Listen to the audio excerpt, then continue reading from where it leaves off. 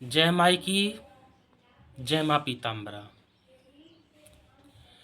अगर आप नए साधक हैं, अगर आप साधना के क्षेत्र से नए नए जुड़े हैं और आप साधना करना चाहते हैं तो ये वीडियो आपके लिए ही है। तो मित्रों, मेरा जो आज का विषय ये है कि एक साधक के अंदर कौन कौन से गुण होने चाहिए। एक साधक के अंदर ऐसा क्या होना चाहिए कि वो दूर से ही लगे कि यह व्यक्ति साधक है, साधना करता है। तो मित्रों, आपका ज़्यादा समय न लेते हुए मैं अपनी बात को शुरू करता हूँ। इससे पहले अगर आप हमारे चैनल पर नए हैं तो वीडियो को लाइक करिएगा, चैनल को सब्सक्राइब करिएगा। अच्छा लगे तो किसी ऐसे व्यक्ति के पास भेजिएगा कि वो साधना क्षेत्र से जुड़ा हो और इस वीडियो का लाभ उठा सके। तो मित्रों, अगर आप साधना करते हैं या साधना करना चाहते हैं तो सबसे पहले मैं यही कहूँगा कि आप किसी ऐसे व्यक्ति के पास जाएं जिससे आप गुरु दीक्षा ले सकें या गुरु मुख हो सकें, है ना। तो किसी ऐसे व्यक्ति के पास जाएं और जो भी आप साधना करेंगे तो आप गुरु संरक्षण में ही साधना करेंगे। एक साधक के अंदर कौन सी गुण होने चाहिए कि वो साधक लगे। एक साधक के अंदर पहला गुण तो यही होना चाहिए कि वो ब्रह्म मुहूर्त में जागे, अर्थात 3 से 4 के बीच में उसे जाग जाना चाहिए। उसे अपना बिस्तर त्याग देना चाहिए और रात्रि को 8 से 9 के बीच में हर हाल में उसे सो जाना चाहिए। रात्रि को 8 से 9 के बीच में हर हाल में सो जाना चाहिए। सुबह ब्रह्म मुहूर्त में 3 से 4 के बीच में जाग जाना चाहिए। उसे नित्य क्रिया करके उसे सबसे पहले योगासन, प्राणायाम इत्यादि करना चाहिए। मैं योगासन और प्राणायाम को इसलिए बता रहा हूँ कि अगर आप योगासन करते हैं, प्राणायाम करते हैं, कपालभाति करते हैं, अनुलोम विलोम करते हैं तो इससे अगर आप क्रोध करते हैं तो इससे आपको क्रोध को नियंत्रण पाने में आपको सहायता मिलेगी। मित्रों, आप जानते होंगे कि सिद्धियां जो होती हैं उसी के दरवाजे खड़खड़ाती हैं जो अपने इंद्रियों पर संयम रखता है, जो बिल्कुल क्रोध नहीं करता है। आपने देखा होगा, सुना होगा तमाम यूट्यूब वीडियो के माध्यम से कि जो पुराने समय में ऋषि मुनि इत्यादि होते थे, उसका उन लोगों का कोई भी अपमान कर दे, कितना ही अपमान कर दे, उतनी जल्दी क्रोधित नहीं होते थे। तो मित्रों, मैं आपको बताना चाहता हूँ कि अगर आप चाहते हैं कि आपके पास सिद्धियाँ आएँ, सिद्धियाँ आपके दरवाजे खटखटाएँ, तो आपको सबसे पहले करना होगा कि अपने क्रोध पर नियंत्रण करें। और क्रोध पर नियंत्रण करने का सबसे अच्छा और सरल उपाय यही है कि ब्रह्म मुहूर्त में उठकर नित्य क्रियाएं करने के पश्चात आपको योगा, प्राणायाम, अनुलोम विलोम, कपालभाति इत्यादि आपको करना होगा। इससे आप क्रोध पर नियंत्रण पा सकते हैं। दूसरा मित्रों है कि आप स्नान ध्यान करने के पश्चात आपको करना क्या होगा, सबसे पहले वैदिक संध्या करनी होगी, वैदिक गायत्री का जप करना होगा, है ना। क्योंकि मित्रों, आप कोई भी साधना करते हैं या कोई भी आपका इष्ट हो, चाहे लड्डू गोपाल हो या मैया पीताम्बरा हो या काली, तारा, भुवनेश्वरी, त्रिपुर सुंदरी इत्यादि 10 महाविद्याओं में कोई भी महाविद्या का आप सहारा लिए बैठे हैं, तो अगर आप किसी योग गुरु के पास जाते हैं वो भी आपको सबसे पहले यही बताएगा कि वैदिक गायत्री, संध्या इत्यादि का उपासना करें, वैदिक गायत्री की उपासना करें।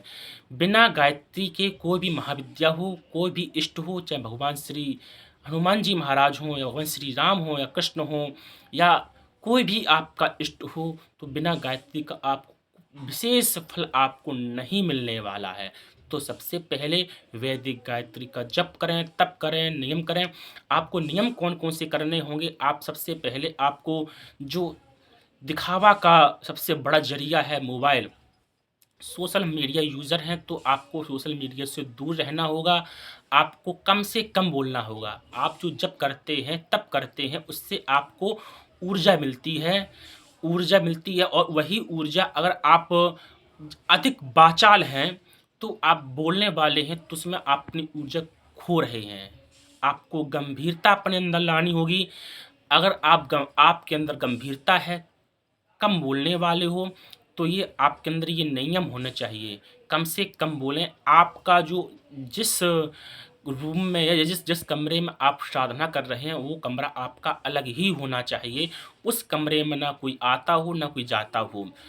वो आपका कमरा सिर्फ़ और सिर्फ़ साधना का ही होना चाहिए। अगर आप मंदिर में साधना करते हैं, तो इससे अच्छा कुछ नहीं है।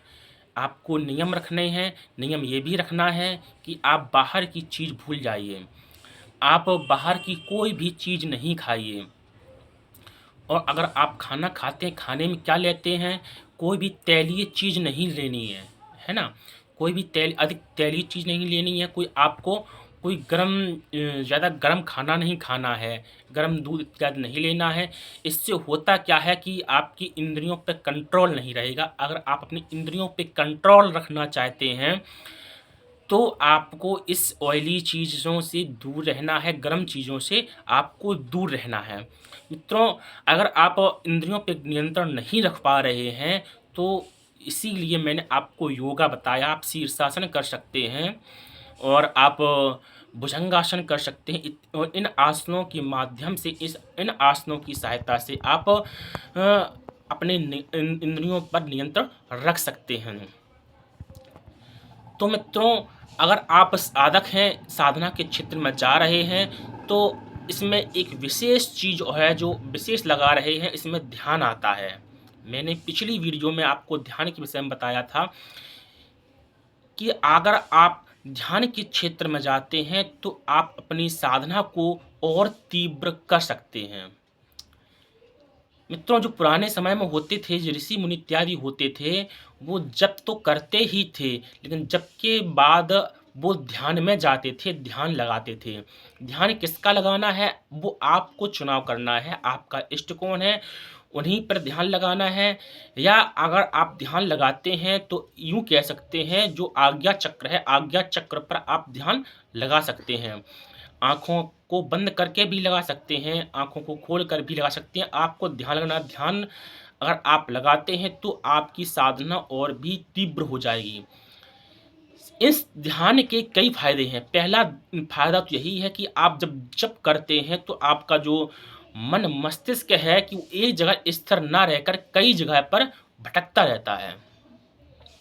अगर आप जब पर बैठ गए हैं, तो कहीं मन आपका बाज़ार में है या घर के किसी काम-काज में है, आपका कोई कार्य छूट गया, तो उस कार्य में आपका मन चला जाता है। अगर आप ध्यान लगाते हैं, ध्यान की प्रक्रिया को धीरे-धीरे बढ़ा रहे हैं, तो इसमें आपको विशेष फल मिलेगा। आप स्वयं करके देखिएगा का इसमें मित्रों कोई पैसा नहीं लग रहा है, कोई कुछ नहीं लग रहा। आप अगर ध्यान लगाते हैं, तो आपको क्रोध पर भी नियंत्रण पा सकते हैं। आप देखेंगे आपने अपने क्रोध पर नियंत्रण पा लिया है। मित्रों, अगर आप देखेंगे, अगर ध्यान लगा रहे हैं, तो आप देखेंगे कि आपकी कुंडलिनी शक्ति जागृत हो रही है। तो आप ध्यान का सबसे बड़ा फ़ायदा यही है कि एक साथ कई कार्य कर सकते हैं। कई कार्य, जैसे आपकी कुंडलिनी शक्ति भी जागृत होगी, आपका जो साधना क्षेत्र है, वो आप साधना क्षेत्र में भी तीव्र होंगे, आपको अपने क्रोध पर नियंत्रण भी पा सकते हैं। तो इससे अगर देखा जाए, इस पर बोला जाए, तो इससे ये वीडियो बहुत बड़ी हो जाएगी। तो आप ध्यान भी लगाइए। ध्यान लगाने के कई फ़ायदे हैं। मित्रों, अगर और आप साधक हैं, तो आप मैं बताना ये चाहता हूँ कि आप दिन में एक बार किसी शिव मंदिर में अवश्य जाएँ। अगर आपका कोई गुरु नहीं है, तो भगवान शिव को, भगवान भोलेनाथ को गुरु मान सकते हैं, वो जगत गुरु हैं। हनुमान जी महाराज को अपना गुरु बना सकते हैं, वो भी गुरु हैं। लेकिन दिन में अगर एक बार मंदिर जाते हैं, जो मंदिर की ऊर्जा है, दैवीय ऊर्जा है, वो आपको विशेष रूप से लाभदायी होगी, आपके लिए विशेष रूप से फलदायी होगी। तो मित्रों, जो ये गुण थे, मैंने साधक के जो साधक के अंदर जो गुण होने चाहिए, वो कुछ गुण बताए हैं।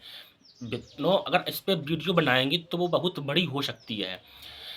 तो हमने आपको अगर इसमें से कुछ गुण आप जो बताए हैं मैंने, इन गुणों को आप अपने अंदर धारण कर सकते हैं, तो आप देखेंगे कि आपकी अंदर जो शक्ति है, जो ऊर्जा है, आपके अंदर कितनी परिवर्तित हो रही है, कितने सकारात्मक परिणाम आपको मिल रहे हैं, ये आपको देखने को मिलेगा। मित्रों, आप हमारे चैनल पर नए हैं, तो चैनल को सब्सक्राइब भी ज़रूर कर लीजिएगा। हम आपके लिए ऐसी ही वीडियो लाते रहते हैं। मित्रों, दूसरा मैं आज जो वक्तव्य मैं आपको बताने वाला हूँ, दूसरा जो वक्तव्य है हमारा ये है कि अगर आप साधक हैं, तो विशेष रूप से आप और दैवी साधक हैं, अगर किसी दैवी साधना, किसी महाविद्या की साधना कर रहे हैं, तो अपने अंदर एक ये नियम बना लें, कोई भी जो कन्या है, जो 10 वर्ष से छोटी है, 9 वर्ष से छोटी है, उस कन्या का आप प्रतिदिन पूजन कर सकते हैं। आज से गुप्त नवरात्रि मित्रों चालू है। अगर आज से ये नियम बनाते हैं कि किसी में आपको कन्या का पूजन करना है, तो आज से ही आप कन्या पूजन शुरू कर सकते हैं। इससे आपको जीवन में विशेष रूप से सकारात्मक परिणाम देखने को मिलेंगे।